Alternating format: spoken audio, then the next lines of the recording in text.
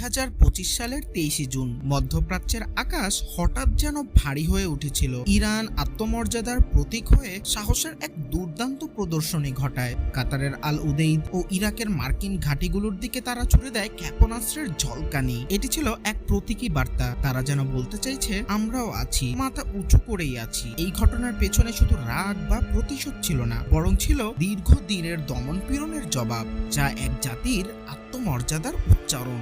যেই আমেরিকান ঘাঁটি নিয়ে এত কথা, চলুন জেনে নেওয়া যাক সেই ঘাঁটিগুলো সম্পর্কেই। দ্বিতীয় বিশ্বযুদ্ধের পর থেকে আমেরিকা বুঝে যায় তেলই হলো পৃথিবীর ভবিষ্যৎ, আর তেলের ভান্ডার যে মধ্যপ্রাচ্য তা আমরা সকলেই জানি। তারপর থেকেই মধ্যপ্রাচ্য জুড়ে আমেরিকা তৈরি করে একে একে নতুন নতুন ঘাঁটি। এই ঘাঁটিগুলো শুধু সামরিক নিরাপত্তা নয়, বরং ভূরাজনৈতিক নিয়ন্ত্রণ, ক্ষমতার বার্তা আর তেলের ওপর আধিপত্য বজায় রাখার আমেরিকার এক সুপরিকল্পিত কৌশল। এই জন্য মরুভূমিতে বসানো এক